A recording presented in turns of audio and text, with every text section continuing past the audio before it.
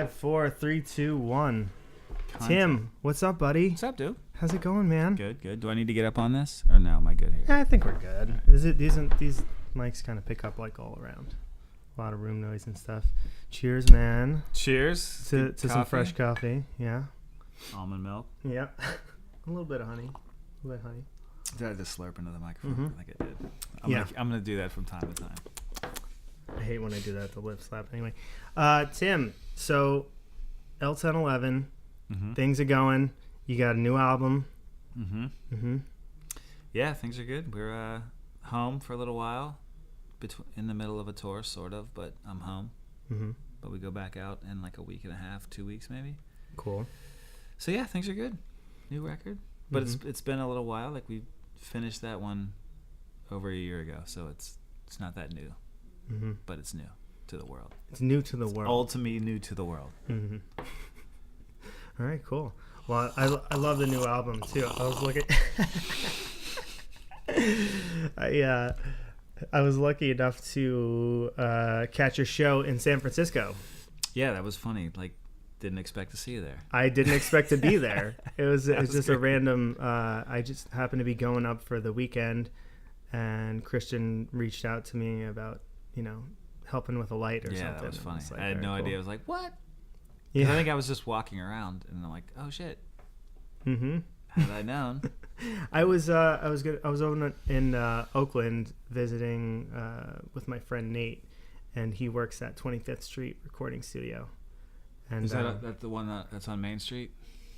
It's on probably 25th Street. 25th Street. Yeah, it's a cool one. studio. It's a really nice one, and so we get to hang out and make beats and stuff. That's cool. And so I brought him with me. He to the owns show. that place, or what is it? He doesn't own it. He works there though, and he's got studio time and stuff. And nice. Yeah, he's a good producer. And so we came to your show, checked it out, got to see all the lights in action. Loved the whole new lighting setup. Did you feel like a part of it since you brought one light up? I did. I felt like I participated in it. Like that one light. Yeah, this wouldn't be possible if it wasn't for me. And my effort. Yeah. Well, it's true. Yeah. And what's the lighting tech guy's name? What's his Corey. name? Corey. He's great, man. He does awesome. a great job. Yeah, he's great. We're lucky to have him. So yeah, we'll be back out with him again. That's great. New tour manager, new sound guy. We'll see how that goes. Yeah, it's his buddy. Oh, okay, cool. But he seems cool, so it'll be fine. But no Chris. No Chris this time. No Lacron. Okay. He's on other projects. I guess. Yeah. I think he's doing something else. I think he's back in town though. Cool. But Anyway, and then so I want to talk about your setup a little bit too. Okay. So I know you've got a few different kits that you work with. What is your kit for this tour? I said I don't know. I kind of want to change it up since the last tour, but it'll be if I just do the last one, it's like a stainless steel Ludwig kick and floor tom, which are cool, and a kit that I've always wanted. And I drove to San Francisco to buy it used because it was on Craigslist, and I was like, I have a Prius now. I can drive far places without not driving in a van. So anyway, yeah, so I'll take that. Then one roto or two roto tom. I may bail on the floor tom too and just go with a 16-inch roto tom, like all roto toms. But since we don't have Chris doing sound, he's the master of the roto tom sounds. He can nail it, so I trust him. Rather than we have a new guy, so it's not the easiest thing to mix because it's different. Most people don't mix rototoms. So Chris had a good way of doing it. But anyway, but probably some rototoms, and then my whole electronic setup, which I think you've seen. It's like half like full-on electronic setup on one side, full-on acoustic setup on one side. I like that. Yeah, so I like the whole hybrid kit. Me too. I've been doing it for just like I don't know why everybody doesn't do it.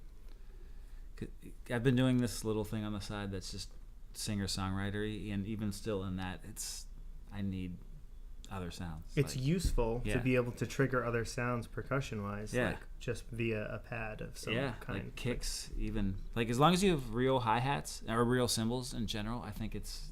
Yeah, I don't understand why people don't I mean, I guess if you're playing different kind of style of music, but it's so easy to do it and sound good. I don't know why more people don't do it. Maybe people do. I guess they do. There's more people with those SPDs these days and stuff. Yeah, I feel like more people are starting to do it and starting to get into it now. But what I know you have a couple different samplers. What do you use for your?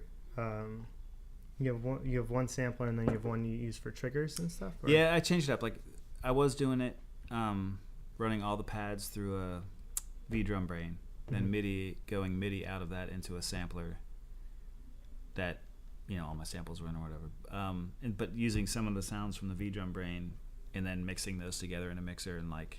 So some of those sounds are like would be stacked. Like there'd be a clap from the V drum brain that triggers into a snare. So I'd have like a fat snare, let's say, and then a clap coming out of it. So what I've done, I just basically sampled all of those, like the layers together, and then put it into a Yamaha SPD, whatever I think it's called, a Multi 12 or something. One of those little side things that have all. So that has all the samples in it. So I don't have any sampler. I guess that's the sampler. But I don't have any interface really anymore. So you're no longer triggering a few layers at the same time. You have that sampled. I have one output. That. Yeah. So one output from that has all the samples. My click comes out of there. Yeah, it's kind of nice. Like I've been wanting to do it for a while. Just never done it. So it's nice. It's like everything is on that. So I just have like a little Alesis trigger IO. It's called, to get all the pads. All the pads plug into that. And then that turns it into MIDI. There's no sounds on there, and it's tiny, and I can put it anywhere. That's your trigger. Yeah, and I don't have to change that, so it's nice. Because before I would have to like change kits on the V drum, change things on the sampler. Like there'd be a couple different things. Like in the middle of a song, sometimes I'd have two different moves. So now I just have to press one button to the next song. It's great. So nice. That is very convenient. Yeah, it's great. It only took me 15 years to figure it out. A little trial and error. It takes but it's good. And the other thing that's great is I can back all that up onto a USB. And then if something happens, like where my shit gets stolen, like happened before, and I didn't have any of it backed up, only because like on a V, I don't know, the early V drums you can't back up onto a USB. You have to. I would write everything down, like literally every. So I have like, I don't know, 6 triggers or something, and then there's 50 kits on there. And every one of them is a song. Some are like a couple of kits for a song or whatever. But every one of them, so like I'd have to write down the pitch, the gate, how long, what MIDI note of every one of those pads onto a thing. That's how I would back it up. So if someone stole it, which happened, and I got another one of those brains, I'd have to go in there and literally program. Now this thing, I just back it up to a thumb drive. So if it gets stolen, I can go to Guitar Center, buy another one, put a thumb drive in it. It's back to normal. It's good to have a backup. So great. It's good to have a backup. Now ask me if I've backed it up. I haven't. I have to do but that. you could. You know how I'm to making do a it. mental note that I have to fucking back that up, because that would suck. So, but I have it backed up on my laptop. Like I have all those sounds. It wouldn't be that big of a deal, but I don't have it backed up. Anyway. All right. Well, now you know what you got to do for your homework. Yeah. But you told me, now that you've mentioned stolen equipment and stuff like that and lost equipment, I remember there being a crazy story about, there was a thing like recently that you were searching for this old thing that you had lost or somebody stole from somewhere or on tour or something, right? I still don't know what. So it was, we played a show at the Hollywood Forever Cemetery. Right. So somewhere between, I had a sampler, like it was my whole electronics thing backed up. It was in a laptop bag that I got from playing V-Fest in Sydney. So it was like kind of a cool laptop bag. But anyway, this is my backup electronic stuff. And I think we played that show, but it wasn't like a normal show on tour, so it wasn't like a routine pack up everything, Somehow, a couple days after that show, I'm like, I don't remember unloading that laptop bag back into the studio. I'm like, so a couple days after that I looked, I'm like, it's not here. Like I fucking lost that whole bag of back. I was trying to place what happened. Like, was I loading it back into the studio and just left it on the sidewalk? Couldn't figure it out. So we were off the road for like a year, and I needed a backup. This is when I was using the other setup that I had before. So I needed a backup to that setup, and so I got on Craigslist, and there was a Roland TD8 on Craigslist for like $125, and they usually go for like $200-$300 or something like that. I'm like, well, fuck, So that's a good I'm price. on it, yeah. So, Yeah.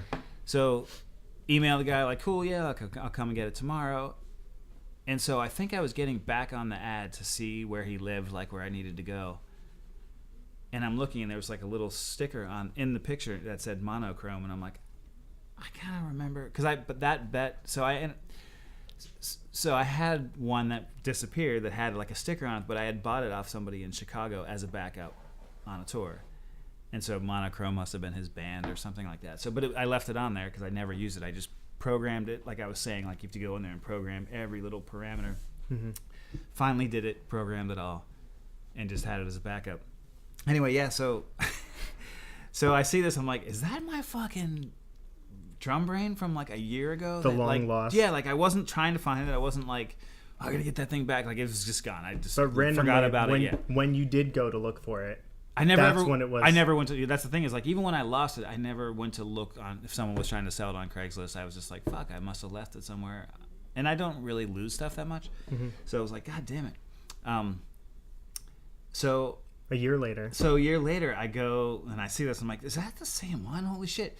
So and it was like didn't have a power supply and something else. I'm like, yeah, it didn't have a power supply because the power supply was in my main rig. This was just a fucking backup. This is my thing. And so I was like, I need to see if that bag is somewhere, that laptop bag. Plus, I want to get it back. So it was more about the bag than that. Kind of. Like I was like, if this is really it, the only way I'll know for sure is if I see that bag. But then I realized afterwards, I'm like, oh, I programmed all those songs in there. Like, those will still be in there. So I'm like, hey, man, I'll bring an adapter. I just want to make sure this works because he said he didn't have an adapter. So I was like, all right, cool. I'll get into his apartment. That's how I'll get into his apartment and see if that bag's around. Sure enough, I just come in and he just goes, boom, puts it right in that bag. I'm like, dude, that's mine. I don't know how the fuck you got that. Like, how did you get this? And he's like, I don't know. And I'm like, you gotta. I didn't push him on it. I'm like, I'm not trying to get you in trouble. Like, this is mine for sure. Like when I turn this on, all these songs are going to be ours. I could, like, I'm not paying you full price for this. I don't know how you got this, but this is 100% mine from a fucking year ago. And he was being kind of shady about it, but at the same time, I was like, I may have left it at the Hollywood Forever Cemetery. He may work there and just grabbed it and was just like, Mm-hmm. And he didn't steal it. I don't think he stole it off me. So And it was this weird confrontation where it was just like, gotcha. I don't know what I got you for. I probably just left this on the sidewalk. I don't know. Like, but it was a weird, like, kind of couldn't tell me where he got it. But I couldn't push him on it. But it's nice to be reunited with your. It was equipment. great. Yeah, and I was just like, it gives hope to anyone who's ever lost some equipment out there. Yeah, it's true. Because there's a lot of people that lose some equipment out there. Sometimes it comes back. Yeah. That is pretty cool, and you didn't have to reprogram all that stuff. Nope. So that's. But I've never awesome. used it. But then I switched the setup, so now I'm using the Yamaha, so I don't even need that thing anymore. But what's fine. That's good. It was $125. Actually, I think it ended up being $80 what I paid him because I was like, not paying full price for this because I don't know why because I'm a dumbass. I'm not paying full price for this. I lost this. So yeah. Anyway. But you got the bag. But I got it back, and I got the bag. You got the bag. Yep. That's the important part. Yep, it's still at ADR right now. So Bankers Hill, right? Mm-hmm. Bankers Hill. I love the video that you guys did. That was, I forget where it was, but it was like overlooking the water. Yeah, that's where we recorded. It's in Stinson Beach, is what it's called. Stinson Beach, like outside of San Francisco. Very cool. Yeah, it was cool. That is awesome. Yeah, like we had 12 days up there. Like 12 days, just Christian and me and a producer. Playing drums every day, that view, like it was went by really fast. It was great, but I've never done it. Like I've never been in a bunch of studios, but I've never been away somewhere disconnected just doing that. Like we didn't do anything. We went one night and got dinner in town, and that was it. Like we were in that place. I mean, we would leave, we would take walks down to the beach or whatever, but we didn't fuck around at all. It was like all business because you're on the clock or whatever. Mm-hmm. But it was great. See, that's a good thing about like a studio that's like outside of a city or something like that. There's no other distractions. There's no. Let's just go out to dinner and then go out for a drink. Or there were plenty of distractions, but not in that kind of way. It wasn't like a hustle and bustle. It was like, let's just go to the beach and just kick it. Like I wish we had a budget. Yeah, just to have like 6 days on, 1 day off, 6 days on, 1 day off. Go down, just kick it, refresh. We probably wouldn't have because we wish we would have had a day of tone diving. That's what Sonny called it. He's the guy who produced it, and he was like, where you just hook up every fucking pedal in the place to shit and just turn knobs. Like, even if you get zero accomplished at the end of the day, it's just going down all those roads you wish you would have gone down if you had the time. I don't know. That's a deep rabbit hole, though. Yeah. Because I spend most of my time doing that. Yeah. I don't feel like I get enough accomplished because, But that's the thing. If you set aside a day of just that Just and one you day. get one tiny little thing out of it, it's fucking worth it. Like, years and years later, you're like, oh my God. And you remember like how it happened and all that kind of stuff. So we never did have time for that. So we were way far away from time to go to the beach and just kick it. Next time. It's great. It's that place. I don't even want to tell people about it because it's such a little gem. It seems like the place to go. Price is right. It's beautiful. It's great. And it sounds amazing. Like they have one of everything, if not 10 of everything. Did you guys bring an engineer with you? So the guy who produced it, he was an engineer. There was like an assistant on the first day that sorted out the patch bay and all that kind of stuff. But place is great. It's like some guy, I guess he was like a science teacher in high school, built this huge house on the beach in the 60s or something himself. And then they just came in and like retrofitted some stuff, and it's pretty like made a better kitchen and all this kind of stuff. But they have this huge, I think they got it off a ship or something. I think a lot of the stuff was from a ship. I forget exactly why, but they have a huge echo chamber that was under it. That was a tunnel that was like a huge metal. I think he was going to use it as like a bomb shelter kind of thing. But the door opens like a vault in the control room, and then the other end of it is outside. Like you go out in the woods. We were just out in the woods, like just kind of walking around. He's like, "Oh yeah, that's the other end of the fucking thing." So there's a mic in there, and you can just route stuff in there. And he would route snares and stuff. Whoa, it was crazy. Really... And it was crazy because you would be in the control room, and you'd hear it because the door is right there. So you'd hear the speaker shooting it down the thing, and I guess the mic was probably at this end or probably the far end, and the speaker was like here. It's crazy. And you'd hear it. It was like right there. That is really cool. That's crazy. But I don't think you could get into. Yeah, you must be able to get into it from that side. But I guess you can get into it from the other side too. But it was crazy. That was the other crazy. Like there was that beach view was great. So I had two kits set up. One that overlooked the ocean, and then the other one was like sort of around the corner, like a tinier kind of smaller thing. And there was like deer. Like I was doing a take, and there's a deer like just squatted down to pee. I'm like, that's how deer pee? I never knew. Like, I didn't know if they lifted their leg or if they just squat down. Fucking they squat. That's hilarious. Yeah, so it was cool. It was nice. I would have been so sad. There was 4 of them. There was like 2 babies and a mom and dad, and it was like, if I left and saw one of them on the road dead, I'd be so sad. It was like they were like a family. Like we would see them every day. They were just in our yard. It was awesome. But yeah, anyway. That's really cool to be out there in nature, like when you're really like kind of getting in the zone. It was of great. Like and stuff. There was times when Christian was doing takes, I would just grab a coffee and just take a practice pad out. There's like a deck overlooking everything that was like detached, and just go out there and fucking hit the pad. It was great. It was like, this is so nice. This is so nice. That's really cool. Yeah.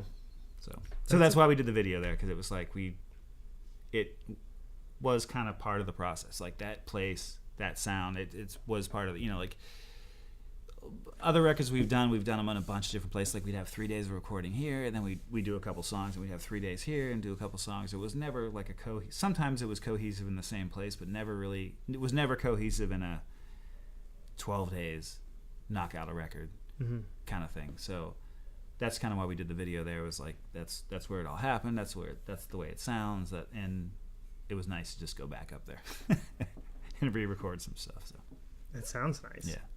Thanks. Wow. Yeah. That is really cool. Did where did you record the other ones? You said there was a couple different spots that you recorded. Yeah, I'm trying to think. Like there was one place in Costa Mesa that we did the last one, and it's nice. It's cool. It's like in an industrial park in Costa Mesa. You would never know it was a studio. And I think we might have did most of the basic tracking there, and like there was like a Ramada around the corner that we stayed at, and, you know. So it was like, but I think even still we did. I think we only did like 3 days at a time.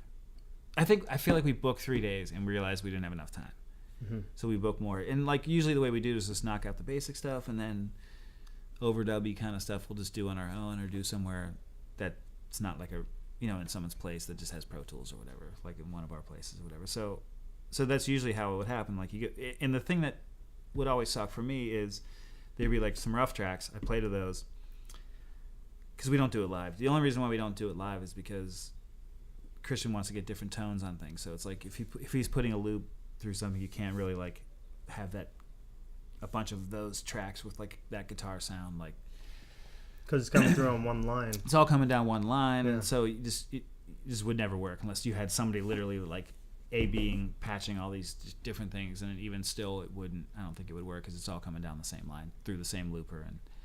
And so usually the way we do it is there's basic tracks like that are to a grid. I'll play to that, and then Christian would play on top of me, which is not basically there's no feel to it. Sometimes it would get gridded out after I played it or whatever would end up happening. Things would get bumped around. It's like, that's not what I played. That's doesn't feel the same. No, it never would feel the same. Like, it might sound okay, but it was like, fuck. And this was like the first one that was like, yes, that's what I fucking played. Like, it's not gridded to death. It's not, and I don't blame anyone for, like, I'm not a grid kind of dude, so that's just not my thing. But I get whenever you're doing it different places and you're doing stuff after the fact and things need to be in,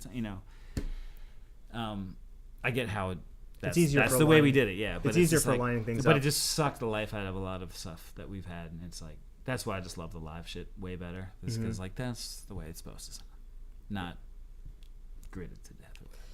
Yeah, the grid, where you're doing to a grid or a click track or anything, it does very much take the live feel out of like what's going on, especially when everything's loop based. Like you guys are all loop based, and that live feel.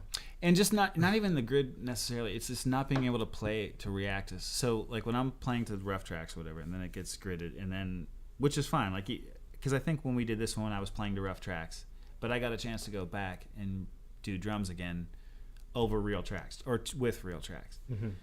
So it was like if things didn't feel right because we were playing. Not necessarily like if he's pushing and I'm pulling, or I'm pulling and he's pushing, or one of those kind of things. Sometimes it works, but sometimes it's my feel isn't right when he puts his stuff. It's like I need to be pushing that shit a little bit more. So then I got a chance to go back in and do that stuff this time, which is the way it should be. Like it's more like playing live because I'm playing to a real feel of. I mean, we're essentially layering each other. Like I'm playing to him, then he's playing to me, then I'm playing to him again. But it's all I don't know. Like it's.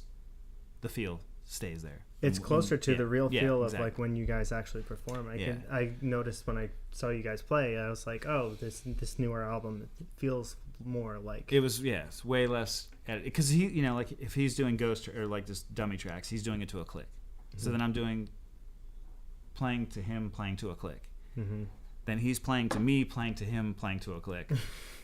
Maybe adding a little bit more meat to it because it feels better because there's real drums and not a click this time around. Mm-hmm. But then so it's nice to get that chance to be like, all right, now I'm playing to one more time. Yeah. One more time over the top. Yeah, so which is why people play together and live. Mm-hmm. that's why that works. That's why everyone wants to get the live takes and try and do it that way, but it's hard for the editing process. And it's hard if you have a million fucking sounds and layers and loops and all that kind of shit.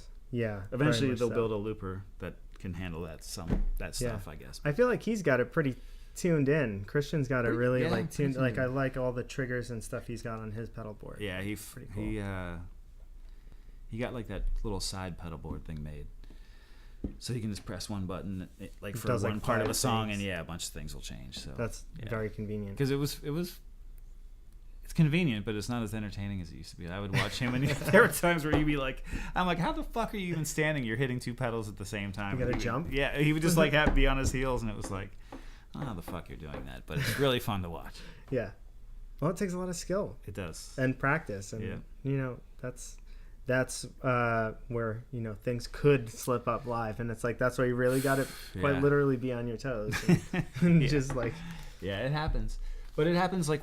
The latest thing has been like we play to a click these days, which is great because there was times where, we did never play to a click. So in the early days, whatever his first thing that he would play, that would be my click. So if it was like a ding ding ding, like I would have to like kind of listen to that with all these other layers going on top of it, like to try to stay to it. Yeah. Mm-hmm. So it was hard. It was like, especially when you want to dig in and like kind of hit hard and you're like trying to listen to this little ding ding ding in the background. so now having a click is great. It's like, even if it's a little wobbly in the loop or something, as long as I'm solid, it's gonna sound solid. You can now land right on that click. So that's been the thing that with that has been the MIDI into his pedals. Mm-hmm. So he has a click, I have a click, and then it comes out of my like Yamaha thing that'll go into his pedals, which is great. But there's like a light, so you can see if it syncs. So you'll hear a click, and if sometimes it'll be like, oh, and you'll see it's a little and off. so but if we don't catch it, we'll play the song, and then that fucking loop will have like a little hiccup every time on the one, and it's just like so like sometimes I'll try to play that up and just like accent the little fucking weird spot like that's in between beats or whatever, which doesn't really work. It just makes it more noticeable. Yeah, but at least you know that it's happening. Yeah, so I just try to play it up like jazz, baby. You gotta wing it. Like, you gotta wing it. That's part of what's going on. Like live performances are never quite exactly how the recordings are. It's always going to be slightly different. Yeah, that's what we. It's like that's been our challenge lately. Like train wreck challenge is like the MIDI fucking up. Like now it's great because there were before there were songs that wouldn't have a click, so I'd have to stop it, start it, stop it, start it. Now, this last tour we did, every song has a click. So as long as it's fine when I start it, to be like before the set starts, we're good. It won't drift off of it like during. It's when I start it, and have to stop it again, like to match it up with the light. But anyway, it's little stresses that we have to deal with. Because we've had that. We played at Red Rocks and the fucking click was off, like that, like a little. So at Red Rocks. Yeah, so it's like, and then when the song starts and you realize it's like this is a long 5 minutes. Like knowing that every loop is just going to be like. Do you ever just kill a little bit off? Do you ever just kill it? If it's bad, we've done it. Yeah, we've. It's been better like, to just do that. Yeah. I mean, if it's going to be restart it and do this right. Like that's exactly what he'll say. Is like, hey, let's just play this right. Or if like a loop gets fucked up, we've stopped and been like, let's play it right. Mm-hmm. It's okay to make people mistakes. Deserve it. Yeah, they deserve the good version. Yeah, not the shitty version. But yeah, we've had train wrecks. Hey, but that's part of like that's what's got to happen. I feel I've been relating live performance music to like stand-up comedy more and more. Because all the stand-up comics that I watch or whatever, they talk about their process and they say, when they're working on a new set before they record their special or whatever, which is the equivalent of recording an album. Yeah. Right. You go out on the road with it for like a year. So you're playing that live in front of audiences and stuff, which is pretty much the same thing you would imagine with music too. Play, a lot of times, like it's really good to go out there and play that music for sure to live crowds, and like you're working on the kinks in your music, you're playing it more and seeing what works. We that for sure, like road testing we would always call that, because it our second record was not road tested. It was like stuff that we've been working on, but I feel like we weren't touring or something like that, and it just was like, okay, cool, we have studio time. Like I was kind of iffy about my parts. They weren't that solid. And then once we started playing the stuff that we play live, it's like, oh, wish I'd have recorded that, because we never really got a chance to just take it out and play it for a month, Mm-hmm. So there's something to be said. Like definitely that's the way to do it, because then you know it works, it doesn't work, and then everything gets solidified, like that's that's the way you like. I hate having two different versions of shit, like the live version and then this is our shitty studio version or whatever, or this is our like what. But so it's nice when the live version and the studio version are the same, and not because you're just playing the live version, but that's because that's the way to. And not that I play the songs the same way, like I'll fuck around and play things different ways, but essentially everything's. It's been worked out, so this is how the song is. There's no question of it. Is it version A or version B? Yeah, I'm only just fucking around at this point. Mm-hmm. So as long as everybody knows where all the changes are and everything, that's the most important. And feels and all that kind of shit. Mm-hmm. But that second record's like, oh god, I don't ever listen to our stuff, but if I had to listen to that, I mean, who knows? I think the last time I listened to stuff, I was like, it's not as bad as I remember it being. Yeah, sometimes you have different thoughts on past things. Yeah. Past recordings and stuff.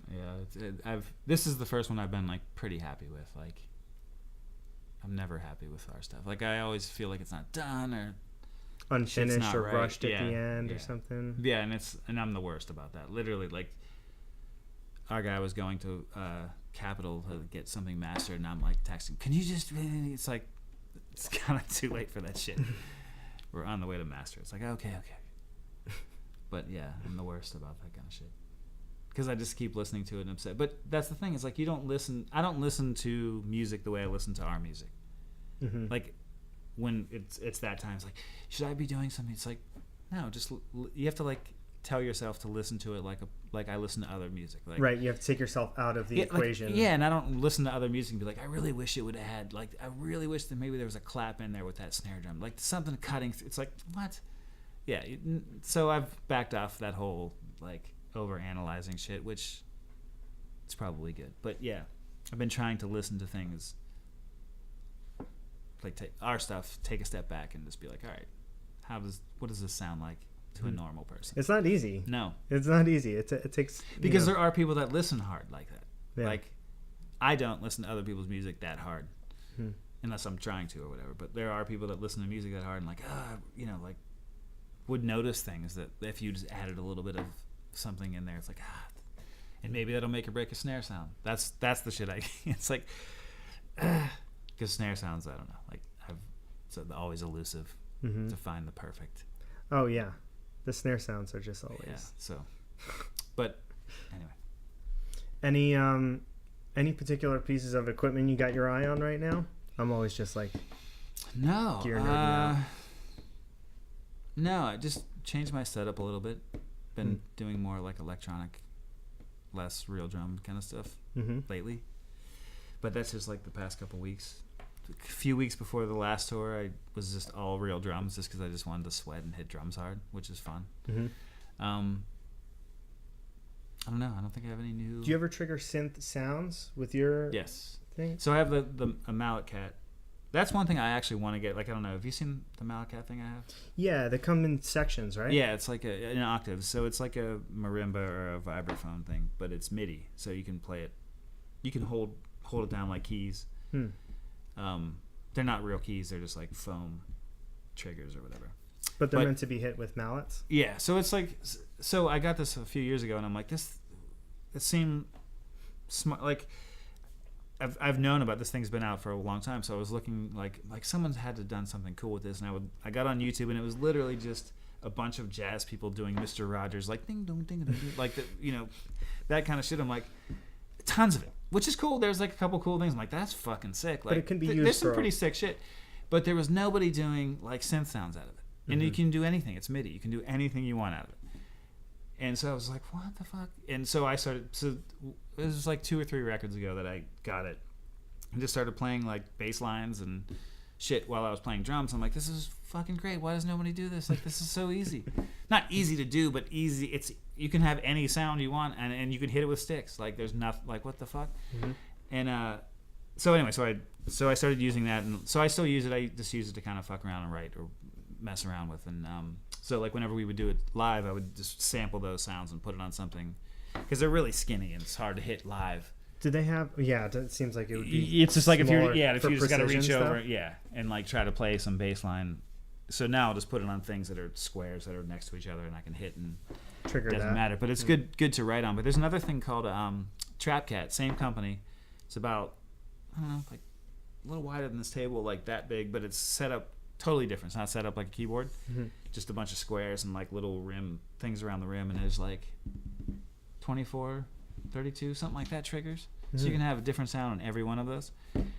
And so I think they're the same deal, like pressure sensitive. So if you hold it down and it's a note, it'll stay held. But I kind of want to get that and just like not have any drums at all. Just real cymbals, just that thing. Maybe a real snare, maybe. Yeah. You can bring a kick trigger. You don't even need a real kick. I've been using a kick trigger lately, like an upright thing that you actually hit, not like a thing that you hit on the ground or whatever, and it feels great, sounds great. It's great. It's tiny. Like a giant bass drum or this. Yeah. How much gear do you want to carry into exactly. So I haven't done it for the L10 stuff. I've just been doing it for like rehearsals and stuff like that, but it's great. Like maybe eventually, like I just keep it, like I always, when I fuck with my setup, I'm always like, well, I try to get it down to some something small enough to travel to tour Europe. Not that we have like a plan Can I to tour put Europe everything in a anytime soon, but it's backpack? like, Yeah. okay, this would be perfect for touring Europe whenever the fuck that happens. Like, it's not anytime soon, but it's like, all right, this is so. Eventually, I'll be able to get it all down into like 2 suitcases, and I'll be ready to go. But till then, I'm still using real drums. But it's getting slim. It's good to get all your equipment down to a smaller. I've been downsizing my pedal board. Like every time I look at it, I'm just like, that thing's got to go. It's so great, right? Minimizing on a. You feel better. You feel like you did some spring cleaning when you got like a smaller setup. I agree. And I'm just like, let's got some and then room to you pay attention to the ones that you have on there a little bit more. Yeah, I find that too. That Malcat that you were talking about, does that have sounds built into it? There are versions that have them built in, and it's sure more of just like a trigger. Yeah. Okay. And I'm sure the sounds are just like Mr. Rogers, like vibraphone. Very kind of sounds. Electric piano, just like basic. Even if not even that, it might just all be mallet sounds. So like steel drum and that kind of shit, which is cool. And like I said, I would love to be really good at it, like classically good at it, like 2 in each hand kind of shit. I don't know how people do that.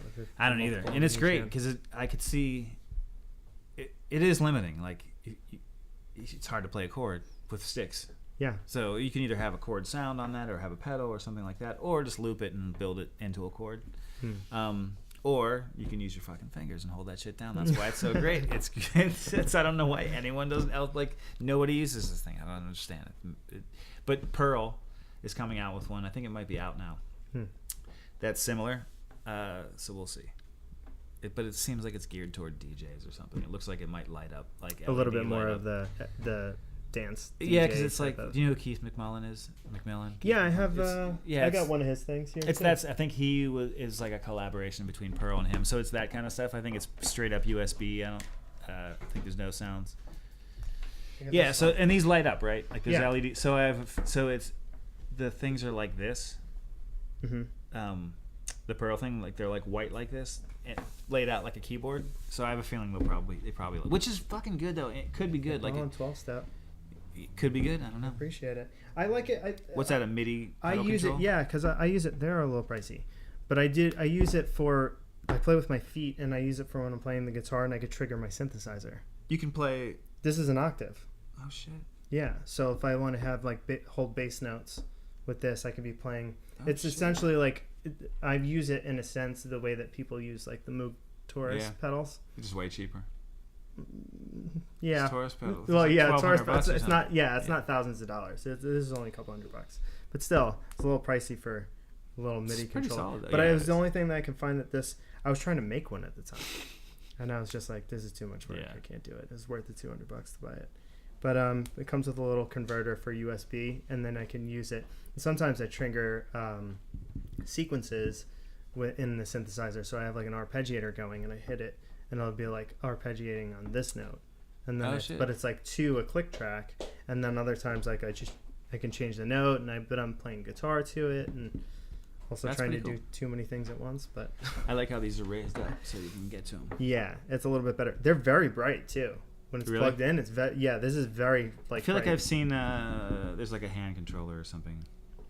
Yeah, there's one that's similar to it. There's another one that's this size and it's just squares. Yeah, I think it's 12 squares, and then there's another one that I think is a hand controller. That's like a keyboard like this, but it's meant for just like bringing on your laptop so you can play on the plane and stuff like that or whatever.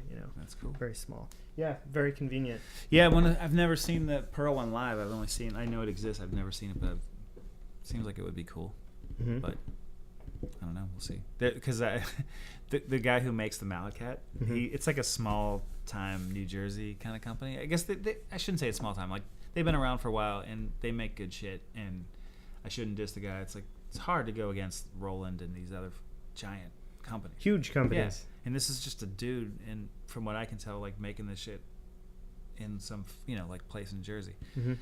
Nothing fancy like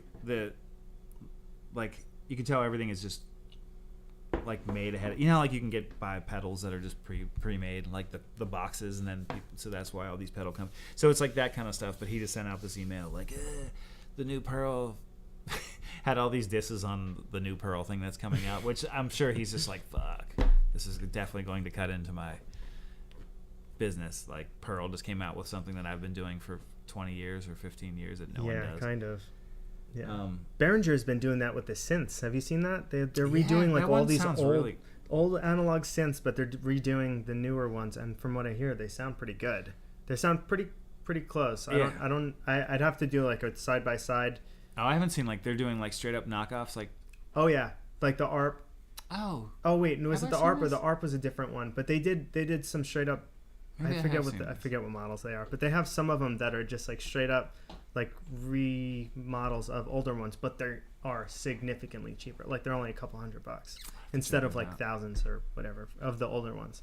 Well, because they no longer make the older analog synths, you have to buy an old one and rebuild it or whatever. But sometimes it's worth it though. Like the old stuff sounds so good. It sounds so different. It's got different life to it. Yeah, it's got a whole different thing to it. But it's true. It's like I'm not a synth guy, but when I've dicked around on Guitar Center synths, I'm like, oh, that's so cool. Then you listen to a real Juno, you're like, fuck, that sounds so good. And it's like, I think it's the chorus or something that's in there, from what I've heard. The chorus chips in the Juno are they don't make them anymore. Yeah, and you can't buy them, and you can't. I guess people have tried to mimic them, and it's just not the same. There's something to it. They're like this little tiny chip, and like if that chip is what's wrong with your Juno, you're screwed. Like you can't get another. You can try and buy another one. You probably have to buy for like. Do you know there's a student model fake Juno? It's like a Roland. It's not called a Juno. It's like I think it has speakers built in. No. So it's like a student model keyboard that has the same everything as a Juno, same sounds, same everything, but really? It's not fancy like a Juno. It's like I think it even has the thing that holds the sheet music, and so people know about it. So it's hard to find those too, but you can find those, and they'll sell for like $700-800 I guess still, but not as much as a Juno, but same exact keyboard as a Juno. Like I was nerding out on it, like because I fucking love the way the Juno sound, and I almost actually bought one. So I was like, oh, and then I found this. They were like, yeah, if you want a cheap Juno, get the Roland, whatever their student model thing is, and it's the same everything. I forget what. There's a couple differences, but it's got the chorus, it's got all that shit. It's got the same everything. I might have to look into that. Yeah, I forget what it is, but yeah, look into it. Because cool. I was messing around with one. I mean, I was working on one earlier today, and I spent 3 hours on it, and someone was showing me how to do it. I'm still learning what I'm doing there. But someone was showing me how to fix it, and I did a couple things, and he was like, that's pretty much like the rundown on like how to fix Roland Junos. And so now he's like, it's almost like a rite of passage that like if you work on synths, like you have to have a Roland Juno. Like it's just like you have to have one. You have to buy it broken, and you have to fix it yourself. That's like, pretty cool. And then it's like just like that's kind of. Like, I guess it's like a mechanic having right a car that you need to like an old car that you need to work on or whatever. Yeah.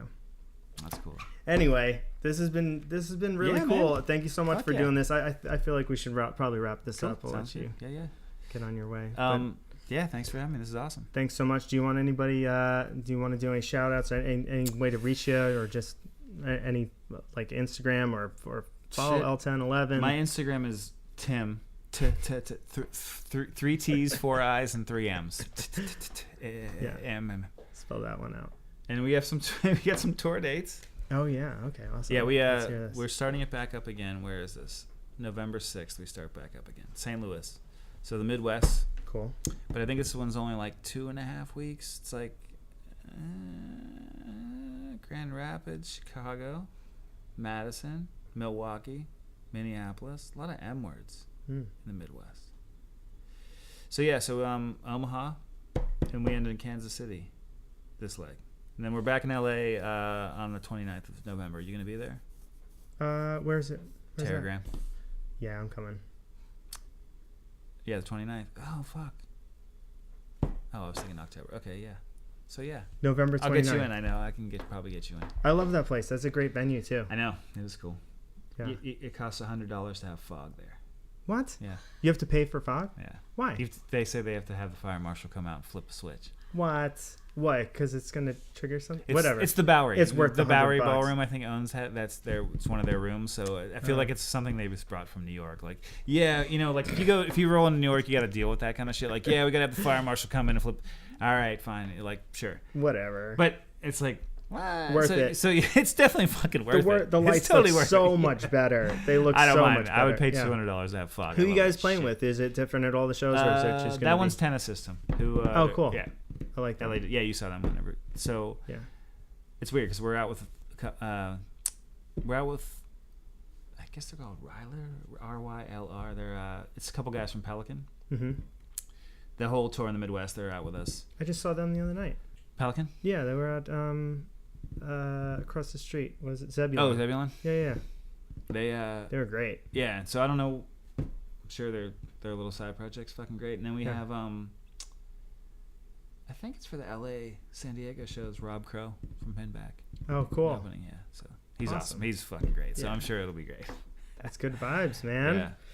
So it should be cool. I think it's those fucking shows. I don't know. I'm so bad at this. That doesn't matter. It sounds about right. Look it up. I believe you. Out there. Yeah. All right, cool, man. Cool. Thank you, man. This is great. Yeah, thank you so much, Tim. Our first podcast.